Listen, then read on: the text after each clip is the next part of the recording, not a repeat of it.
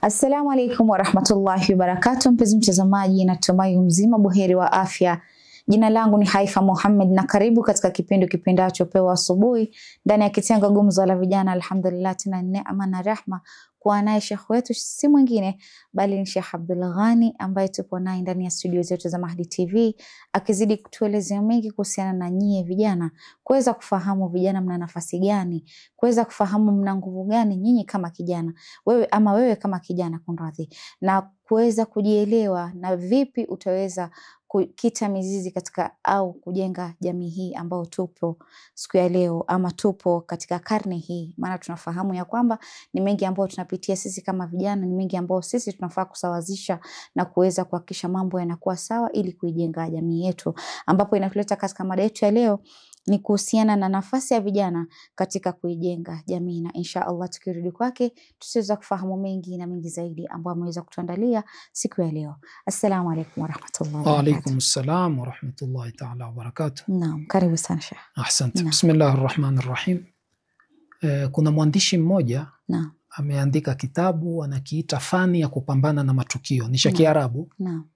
Kuna tukio moja nishawahi kulinukuu sehemu kadhaa katika khutba, lakini ninapenda hapa nikitoe hiki kiso kwa ufupi. Ni tukio zuri.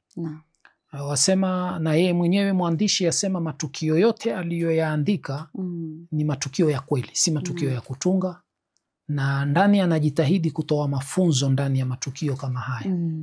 Asema kulikuwa kuna mzee mmoja amemlea mtoto wake vizuri mpaka mtoto amemaliza masomo. Sasa mtoto akawa amekaa nyumbani bado. Sasa huyu mzee akazungumza na rafiki yake akamwambia, mimi na mtoto wangu ameshamaliza kusoma na kuomba ikiwa una kazi umpatie. Ndiyo. Yule mzee akamwambia sawa, mlete. Sasa aliporudi nyumbani akamwambia mtoto wake, nimezungumza na rafiki yangu ambalo ni eneo la mbali, nataka uende akakupe kazi. Yule mtoto akamwambia sawa baba. Siku ya pili akafunga safari akaondoka.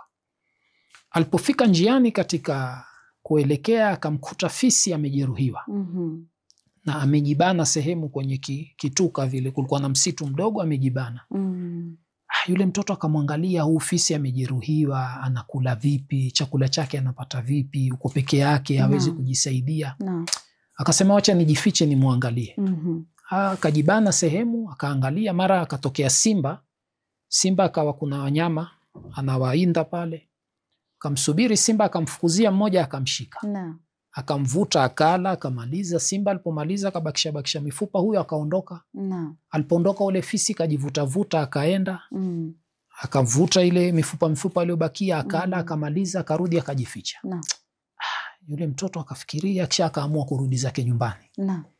Akarudi, babake akamwambia vipi? Akamwambia baba, nilikuwa kweli mimi naenda kufanya kazi, lakini nilimkuta fisi amejeruhiwa na Mwenyezi Mungu amemfikishia riziki yake pale pale. Sasa na mimi ya nini nijisumbue? Si Mwenyezi Mungu atanifikishia riziki. Sasa mimi hii mara nyingi alikuwa nikitoa ni kama swali. Upande wa pili, je, wewe kama mzazi ungemjibu vipi mtoto wako? Kwa sababu ni mtoto, wewe bado uko katika unamlea. Ndio unataka kumpeleka katika jamii. Je, unaweza kumjibu vipi ili kesho afaidishe jamii? Kwa sababu usipompa jawabu zuri, kesho atakuwa kuwa mzigo. Kweli. Kwa sababu atakuwa ni mtoto anavaa vizuri, baba amemnunulia nguo mzuri. Ukimuona usubuhi mwenyewe amevaa vizuri, metaki vizuri, mechana nywele zake, akirudi mchana mama ameshampikia ale, atoke ende akazunguke. Lakini angalia jawabu la baba lilikuwa ni jawabu zuri. Nitalijibu kwa sababu siwezi kuliachia. Baba alimwambia hapa kuna hali mbili. Kuna simba aliyetafuta mnyama akampatia mwenzake mifupa.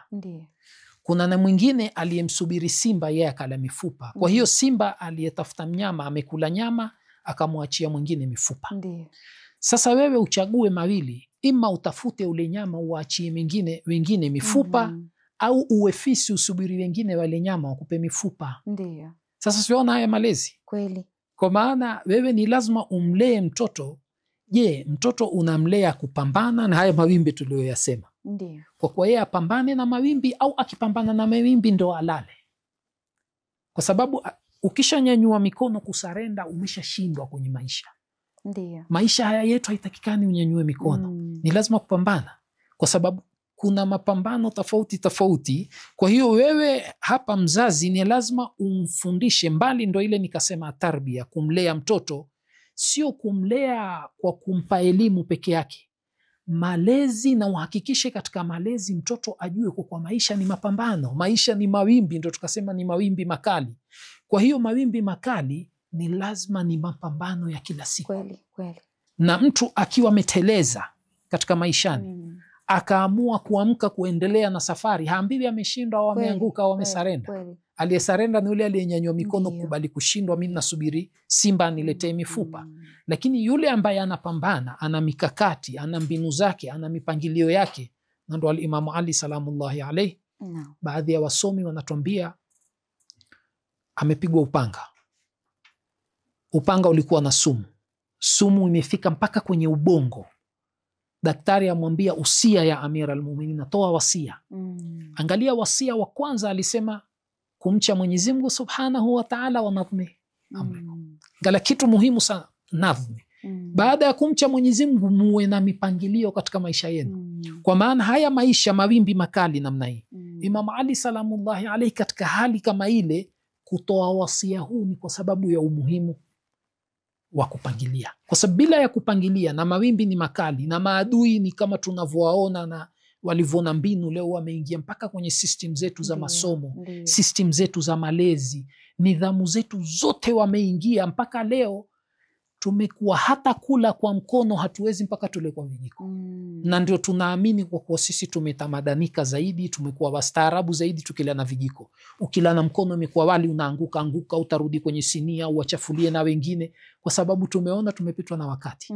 Sasa adui ameingia mpaka ndani ya mila na desturi na ustaarabu wetu, ameingia katika nidhamu za malezi, ameingia katika nidhamu za masomo.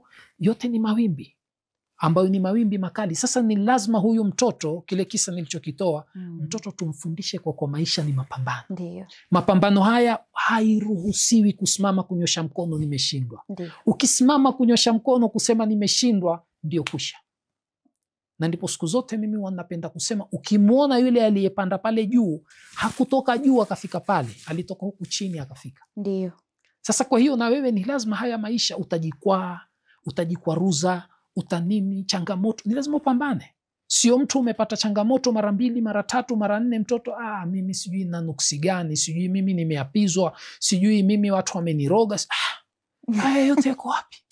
Ni kwa sababu huku yale malezi hakuambiwa maisha mapambano. Ndio nikasema sasa ni muhimu sana katika haya malezi, kwa sababu malezi wewe unampa chakula kamili ambacho kitamfaa katika safari yake. Ndio ile tukiambiwa beba chakula au ubebe kile kitakachokufaa katika safari. Sasa wewe ndo kumfundisha ni kitu gani cha kubeba, asibebe mzigo wa ziada ambao hauhitaji kwenye safari yake. Kile ambacho kinamfaa ataweza kweli kumfikisha katika malengo yake, ile alivyosema Imam Ali salamullahi alayhi katika zile mbinu na mikakati. Wewe wajua mimi nina malengo gani nitaka kuyafikia, kwa hiyo mpe kile ambacho kitamfikisha katika malengo. Ukimpa kitu cha ziada ambacho hakihitaji, mwisho kitamchokesha na hakina faida, na pia itakuwa mwisho kitamfanya yeye ashindwe katika safari yake. Kwa hiyo ni lazima katika haya malezi tuangalie ni kipi chenye kumfaa. Kabla ya kumpa elimu tuhakikishe hiki chombo tumekisafisha kwanza. Tukisha kisafisha, kwa sababu yeye amezaliwa mtoto ala alfitra, ana umbile zuri, msafi. Sasa sisi ndo wenye kukichukua tukahakikisha tumekijaza mambo mazuri ambayo kweli ataweza kupambana katika maisha yake. Lakini ikiwa hatukukijaza vitu vizuri, tumemjazia vitu ovyo ovyo, malezi ovyo, ndo kama huyu mzee nilivyosema, lau ingekuwa si jawabu hili akampa jawabu la kuwa basi kaa, mimi nitakulisha, mimi nipo. Na hili ndilo tatizo ambalo leo tunawalea watoto wetu hivi, ambapo mtoto kama tulivyosema, mtoto mpaka afika yuko darasa la 8, yuko form 1 mpaka form 4, bado nguo zake za ndani anafuliwa. Au mtoto leo mpaka hiyo amefika umri kama huo, bado mpaka alishwe na wazazi wawili, asipolishwe. Yani na maana sijui tunataka kuwapatia jamii magonjwa au tunataka kuwapa uti wa mgongo na ngome ambayo kweli sisi tutaweza kutegemea vijana. Kwa sababu tunaposema vijana ni uti wa mgongo wa jamii, ni lazima wawe ni vijana wa kisawasawa. Ni vijana ambao wanajielewa, ni vijana ambao wanajitambua, vijana ambao wanajua wametoka wapi na wanaenda wapi. Kwa sababu mara nyingine utakuta kijana hata hajui malengo yake ya maisha ni yapi. Sasa ni kwa maana huku hakufundishwa wewe. Na ndio sisi katika dini yetu unaambiwa hata kukiwa na mazuri mawili ambayo yote ni mazuri na yote unayahitaji, huambiwi tuchukua lolote. Angalia lenye uzuri zaidi na lenye afadhali zaidi, lenye manufaa zaidi. Kwa sababu bila ya hivyo, wenye akili kawaida, unapotaka kufanya kitu, mfano tuchukue mfano mdogo. Mimi ninataka kufanya biashara. Nikajaribu kuchunguza, kuangalia ile biashara yangu, je, ni mzuri, si mzuri. Nikapata mfano 80% ni mzuri, 20% kuna changamoto. Ndio. Mimi kiakili na kimantiki mimi niifanye ile biashara, kwa sababu 80% nikiwa nitaacha 80% na maana itakuwa nimechukua 20%. Kweli. Na kila mwenye akili atanambia kweli sina akili. Kwa sababu siwezi kushika 20% nikaacha 80%. Kweli. Na hakuna, huwezi ukaniambia utapanga mikakati uniambie 100% itakuwa sawa. Hizo zitakuwa ni ndoto za usingizini.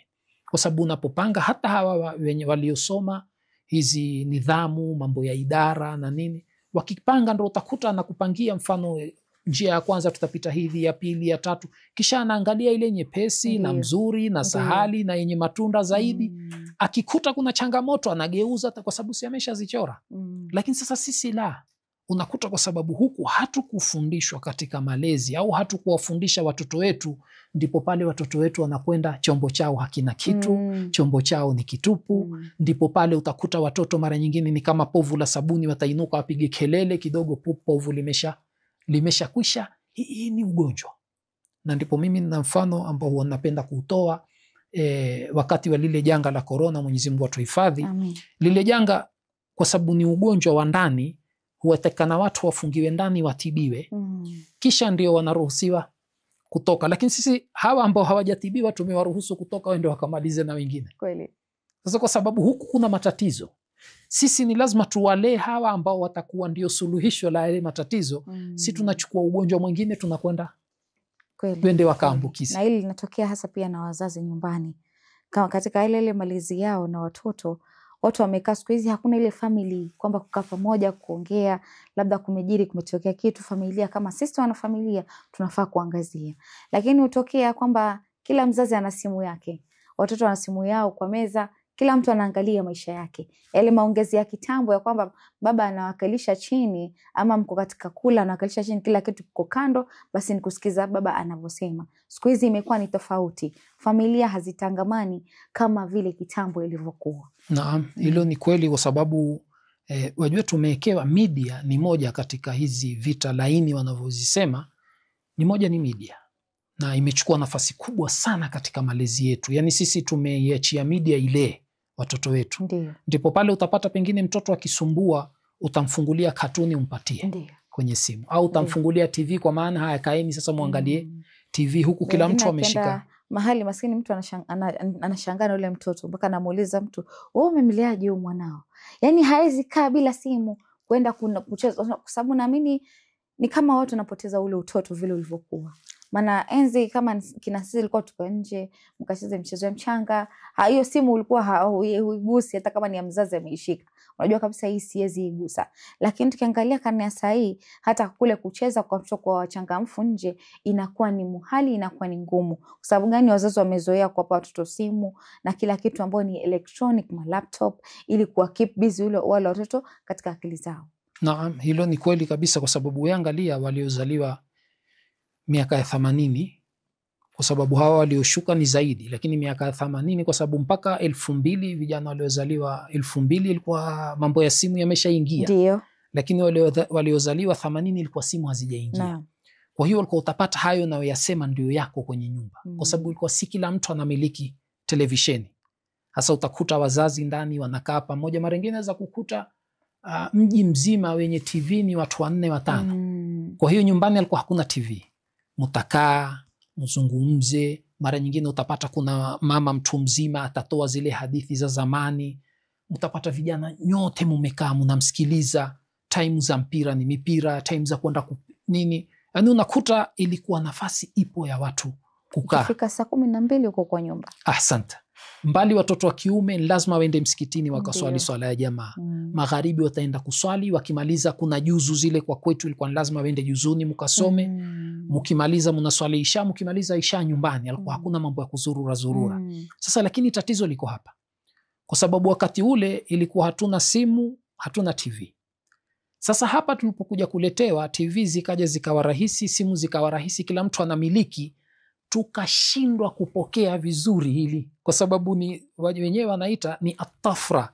Wajua kuna ile ukienda hatua kwa sababu wewe hisabu tu kuanzia hii 1990 mpaka hii na 25 kumekuwa na nini kubwa sana, tofauti kubwa sana ya hususan upande wa mambo ya media. Kwa sababu kabla ya hapo utakuta kulikuwa kunakuja polepole, lakini hivi sasa kumekwenda spidi kweli yani. Imekwenda kwa kasi. Sasa wao Waarabu wenyewe wanaita ni kama kuruka, si mwendo tena. Sasa wajua mara nyingine ikiwa ni mwendo utajua namna ya kupambana. Lakini hii ilikuwa ni kama kuruka. Sasa sisi tukashindwa namna ya kuzikontrol. Tukizitia kwenye majumba yetu tutazidhibiti namna gani? Kwa sababu wajua mara zote ni kama yule mtu anapotaka kuoa, kijana ataka kuoa, si anapanga mwenyewe. Sio ule kijana wa kuozeshwa, hapana. Ule kijana wazazi wamemlea, hana chochote, yeye kazi yake nkulala, kisha ale, basi mpaka wazazi pia wampangie. Lakini hata yule mwenye kupanga, mwenye kuoa mwenyewe huwa lazima anapanga, mimi nitaka niowe, mimi nikae kwenye nyumba aina gani, maisha yangu yawe vipi, mwenyewe anapangilia. Sasa hii unaweza kujua hatua ya kwanza nitaanza hapa, ya pili, ya tatu, na ndo wengine wenyewe utasikia bwana ami nimeoa nataka miaka 3 4 kwanza nisipate mtoto. Tu enjoy maisha kwa sababu mwenyewe ndivyo walivyopanga. Lakini sasa huku zilivyokuja kuingia sisi tulizipokea bila ya kupanga. Tukashindwa hata sisi wenyewe kujipangia. Utakuta mara nyingine kuanzia usubuhi kimalizika kipindi hiki ni hiki. Kikimalizika kipindi kile ni kile, hatuna nafasi ya story. Waweza kumzungumzisha mwenzako ukamkuta mpaka mara nyingine yani mpaka wewe unafikiria ya Rabbi, yani hayuko kabisa. Au mara nyingine yuko kule kwenye televisheni pia hayuko.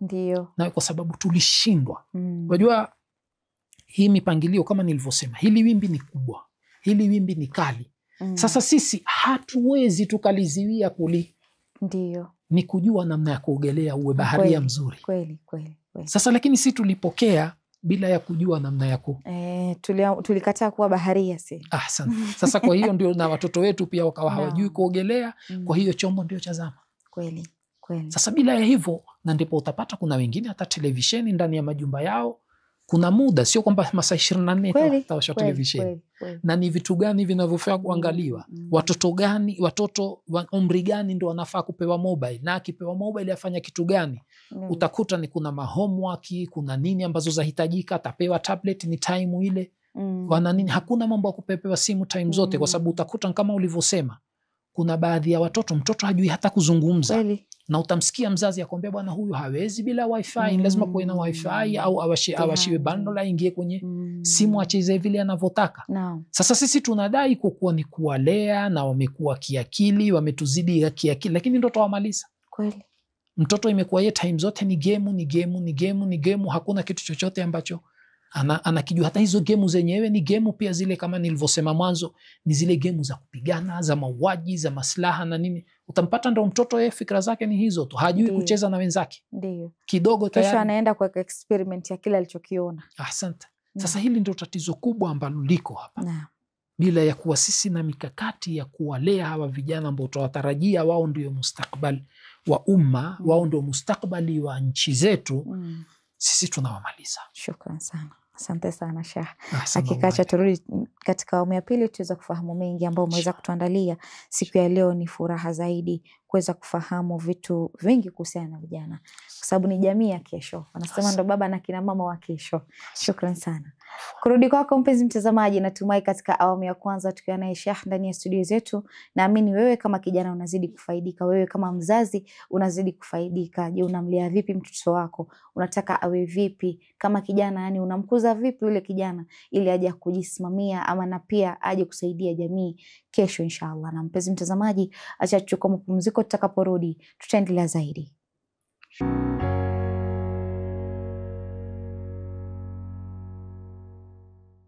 Assalamu alaikum warahmatullahi wabarakatuh. Mpenzi mtazamaji, karibu tena katika awamu ya pili ya kipindi kipendacho Upeo wa Asubuhi ndani ya kitengo Gumzo la Vijana. Alhamdulillah, tunazidi kufaidika na Sheikh Abdul Ghani ambaye anazidi kutujuza mengi, kuelezea mengi, wewe kama kijana, wewe kama mzazi, kwa sababu tutasema ya kwamba ni part mbili ambazo zinafaa kucheza mchezo huu ili uende vizuri. Kwa sababu hiyo ni kwamba mzazi unafaa kuplay part yako na ule pia mtoto aplay part yake, lakini pia mzazi unaambao unachangia pakubwa sana katika malezi ya yule mtoto. Na tukiendelea na mada yetu ambayo tunasema ya kwamba ni nafasi ya vijana katika kuijenga jamii, tunataka kuifahamu zaidi kuhusiana na swala hilo, na tukirudi kwake tuweza kufahamu mengi na mengi zaidi ambayo ameweza kutuandalia. Karibu tena Sheikh. Asante, shukran. Bismillahirrahmanirrahim. Katika kumalizia, kwa sababu nafasi ni mbili kama ulivyosema. Nafasi moja ya wazazi ambayo ni malezi, nafasi ya pili ni wenyewe vijana, baada ya kuwa wameshafundishwa namna ya kubeba majukumu, namna ya kufundishwa vipi kweli wataweza kuilea jamii, vipi wao, kwa sababu wao pia kesho watakuwa wazazi. Kweli.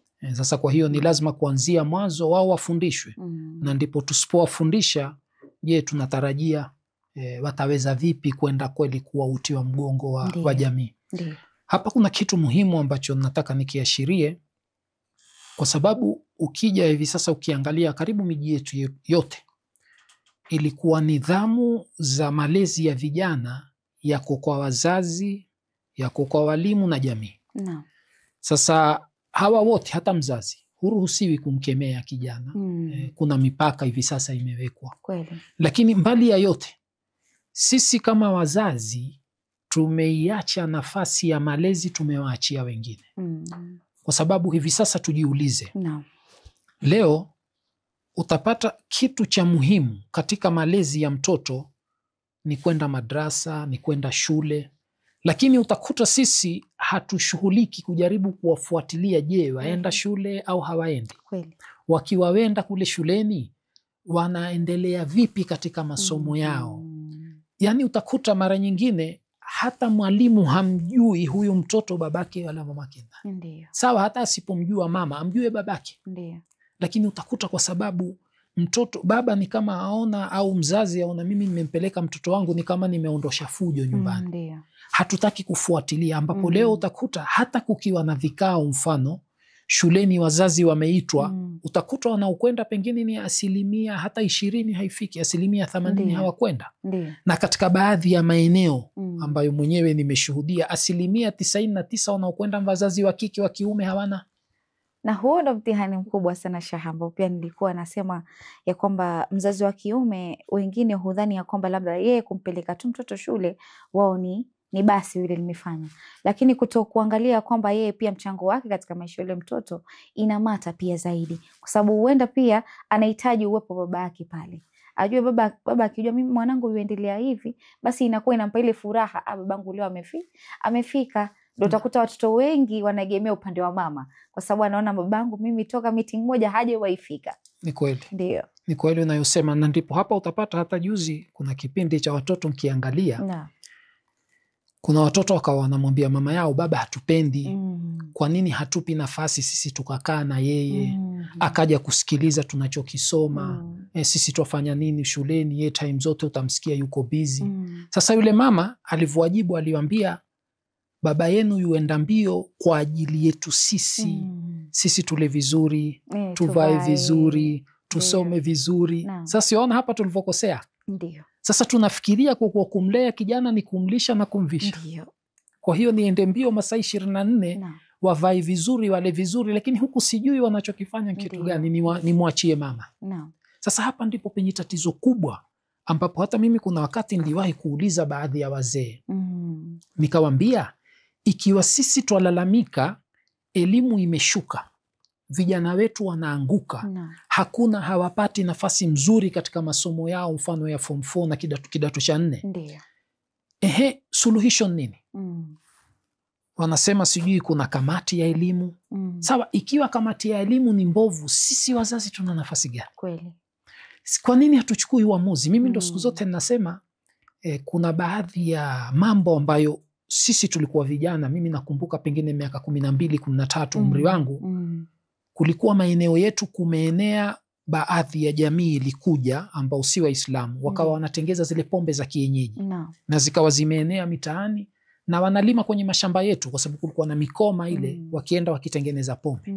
Sisi vijana tukaamua tuwaingilie, tuwatie adabu. Na ikawa twatoka force vijana, tunaingia mpaka kwenye mashamba. Siku nyingine twaweza kutoka siku mzima. Tukatoka Lamu mpaka tukafika upande wa Kipungani kule, tukisafisha. Serikali ilipojua ni vijana wa kimji, wao kawa wanatupa polisi watu escort.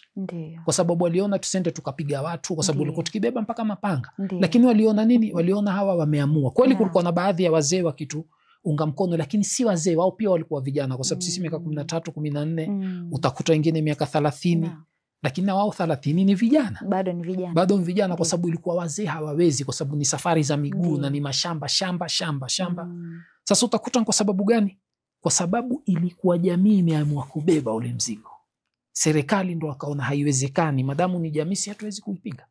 Wala hatuwezi kupambana na jamii. Lakini leo sasa kila kitu utasikia serikali ipo. Kwani hawa watoto wa serikali ni wetu? Hili ndo hapa liko tatizo. Ambapo wewe ukiniambia hii kamati ya elimu kumewekwa watu ambao hawakusoma, sisi kwa nini hatuchukui uamuzi? Na wewe umesoma. Asante. Sasa hili ndio liko tatizo kubwa, na ambapo mimi siku zote ninajiuliza, sisi nafasi yetu hivi sasa ni nafasi gani? Kwa nini tutakaa mabarazani tulalamike? Kwa hiyo tunatarajia nini kuhusu mustakbali wa watoto wetu? Kwa maana ni kwa hatuna umuhimu. Ikiwa sasa tutalalamika tuseme alikuwa tukienda kwenye vikao vya shule hakuzungumzi mambo ya maana, kwa nini tukienda pale sisi ndo tusiweke nidhamu ya kuzungumza mambo ya maana? Maana wazazi wakiungana wakija pamoja, na mnajua kabisa ile kamati mnasema ndio haifanyi kazi yake inavyotaka, lakini nyinyi kama wazazi mko na jukumu lenu kujichagua kama kamati, maana mnajua mna elimu, mmesoma, ili kuhakikisha kwamba shule inafika mahali pake. Asante. Naam. Kwa sababu sasa wewe utakuta mbali ya hivyo, mara nyingine waweza kusikia ndani ya shule mfano kuna mwalimu ambaye hana maadili mazuri na watoto, na inajulikana mfano huyu mwalimu anatuharibia watoto wetu. Na wazazi utasikia tumekaa kando tunalalamika. Sasa kwa hiyo tulalamike kisha tuwapeleke watoto ndo tumemwambia tuharibie? Take action. Asante. Sasa na hapa ndipo ninaposema kuna tatizo kubwa, kwa sababu hili ilikuwa ni jukumu wazazi wamelibeba, na ndipo kweli wakatoa watoto wazuri. Sasa hili jukumu tumewaachia wengine. Na ndipo wewe chunguza tu mfano mdogo, na kuna mifano huwa ikipigwa. Wewe leo ndani ya miji yetu waweza kwenda kukuta mitaani kuchafu, mitaro michafu, mpaka unashangaa. Na sasa tumekaa twasubiri, twalalamika manispaa walipa hawasafishi. Ambapo mimi nakumbuka mimi tukiwa vijana ilikuwa hatumpi mfanyi ati aje mtu nje mwenye kumwaga taka ati tumpe shilingi 50 ndiye akamwage taka. Ilikuwa sisi ndo tunachukua taka kwenda kumwaga. Kwa sababu gani? Ile alikuwa tufundishwa kuwa haya ni majukumu yenu ya usafi. Kwa sababu mkiweka ule usafi vizuri, bimaana mmejiepusha na maradhi mengi. Asante. Ambao ni kitu ambacho kinaendelea tukiangalia katika jamii sahihi, tukilalamika kwamba serikali haiweki usafi, ama sijui munisipaa haiweki nini usafi, lakini sisi wenyewe tumechangia mchango gani katika kudumisha ule usafi? Asante. Ni kwa sababu sasa tatizo ni hili. Huyu mtoto nyumbani, ndo ile tukaanza kusema, huyu mtoto nyumbani hakufundishwa kubeba jukumu lolote, mpaka hizi taka kwenye kifuko cha plastiki pia hawezi kubeba, mpaka uje mtu wa kumwaga taka, na ukimpa yule si mwenyeji wa pale, atakwenda kutupa kwenye mlango wa mwingine. Kweli. Na hili ndio tatizo ambalo limetupata. Kweli. Kwa sababu sasa hatukuwafundisha mbali ya elimu, mbali ya maadili, mbali hata kubeba majukumu. Kwa sababu sisi tumeshajivua.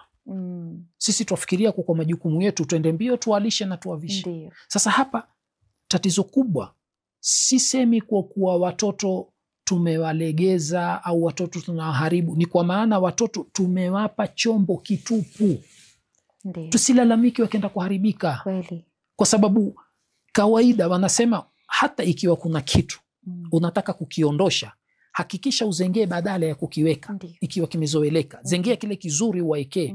Wewe ukiwa utaniambia mfano, hii ni kumsifu Mtume sallallahu alaihi wa alihi, haya maulidi hayafai tuyaondoshe, kisha ukaacha wazi, mwingine atakuja kuweka tarabu. Ndio. Kwa sababu watu washazoea. Kabisa. Sasa wewe utaondoshia hiki wazengelee kingine hiko cha halali ambacho unakidai wewe waekee. Sasa hawa watoto unapokuja wewe, mbali ya kukiondosha, hiki chombo kikawa ni kitupu na ukawachia hivyo kitupu, mwingine atapata nafasi nzuri ya kukijaza zaidi. Kweli. Sasa wewe mfano mdogo leo, iwe mtoto wa kike nimemlea, hajui umuhimu wa hijabu, hajui falsafa ya hijabu, kwa nini anavaa hijabu. Kesho aweza kwenda kuulizwa akasema, kusema la kweli mimi namuona mama tu yuwavaa hijabu, sijui ni wajibu si wajibu. Kwa hiyo akienda kesho chuo kikuu, nje ya mazingira ya nyumbani, akiwaona wenzake anavua na itavua. Hilo linakujia kwamba sawa, wewe kama mama umeambiwa uwe mfano nyumbani kwa yule mtoto, lakini je, umemkalisha kumwelezea maana ya wewe kwa nini unavaa hijabu? Asante. Ni kama kule kumwelezea, mimi nafanya hiki sababu ya 1 2 3. Asante. Ndo maana watoto wadogo wana maswali, huenda akakuuliza mama, kwa nini tunavaa hijabu, lakini ukakosa pia jibu la kumpa. Unasema tu mimi navaa sababu nilimkuta generation yangu inavaa. Kutojua kwamba ndo yale ya kusema unapompa jina mtoto, mpe jina lakini pia muelezee maana yake. Muelezee ule mtu alikuwa wa aina gani. Kama alikuwa jasiri, hata pia utampa ule ujasiri ule mtoto. Jina langu lina maana kubwa sana, kwa hivyo nafaa kuwa kama mtu fulani. Asante. Na hapa ndipo kwani zile falsafa za kuwa sisi tuwafundisheni watoto wetu historia za mashujaa wetu. Kweli. Ndio hiyo unayosema sasa, kwa sababu wewe ukimfundisha yeye ndo atamchukulia kwa mimi babangu, babu yangu, nani yangu, bibi yangu ndio shujaa wangu. Kweli. Lakini sasa sisi tumewafundisha historia za wachezaji wa mipira, ndio utampata mtoto anakwambia mimi ni mchezaji fulani. Mimi kwa sababu hawa mashujaa ambao sasa umewataja tumewatoa wala hawawajui kabisa. Ukimuuliza amekufaidisha na nini? Si mchezaji mpira mkubwa, mimi namjua tu, lakini hujapata funzo kutoka kwake. Ni funzo lipi amekufunza? Naam. Sasa yeye utampata mpaka kutembea, mara nyingine anatembea kama fulani kwa sababu amevutiwa na yule. Kwa sababu huku hatukuwapa ile picha mzuri ya hawa. Lau tungewapa picha mzuri ya Mtume sallallahu alaihi wa alihi, maimamu, maswahaba, mababu zetu, lakini unakuta mtoto pengine hata babu yake hamjui. Kweli.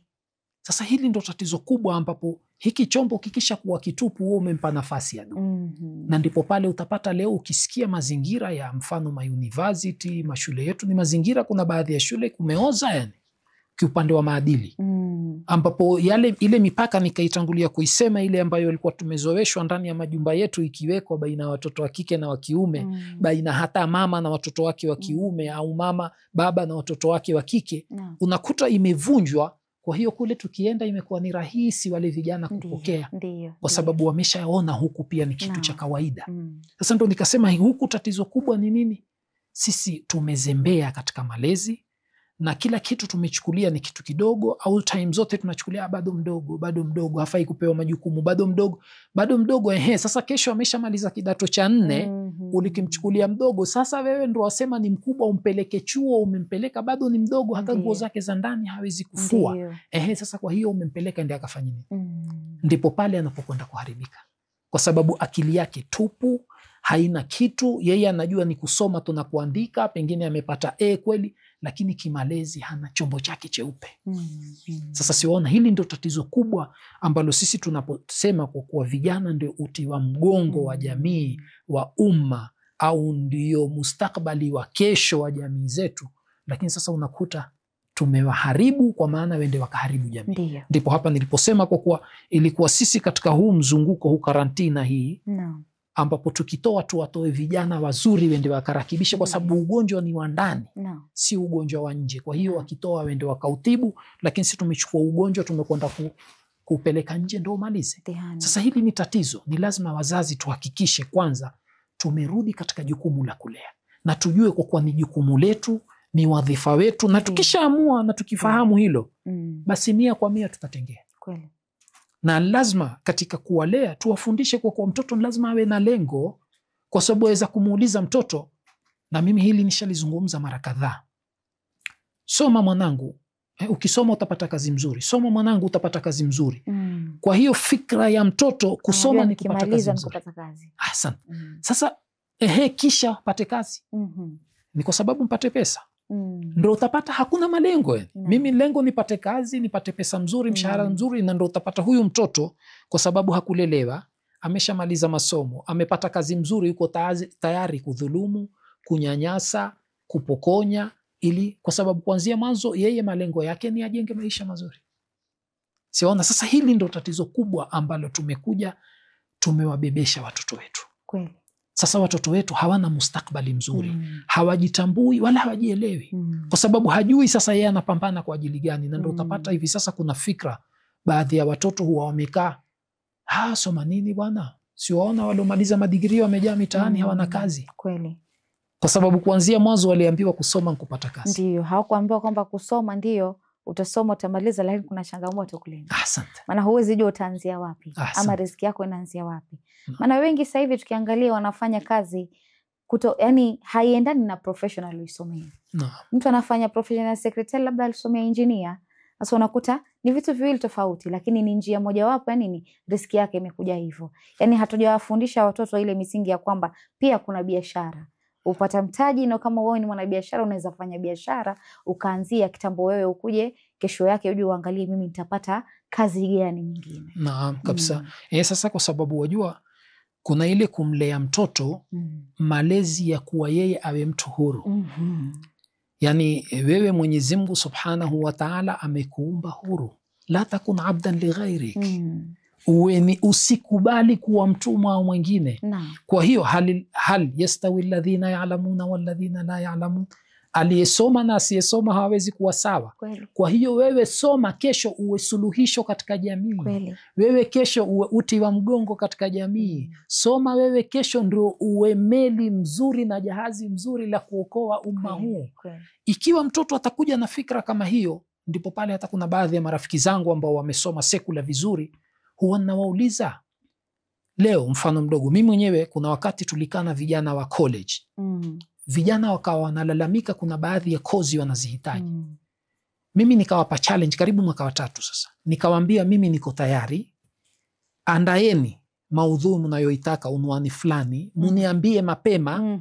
Nyinyi mzungumze na chuo kwa sababu nyinyi ndio mnaohitaji. Mimi nitakuja kwa nauli yangu. Sihitaji kitu kutoka kwenu mpaka sasa mwaka wa 3. Sasa utapata kwa sababu gani? Yule mtoto hajazoweshwa kubeba jukumu, kwa hiyo anasubiri nyinyi muandae, kisha yeye aje alalamike kwa nini hamkutupa nafasi.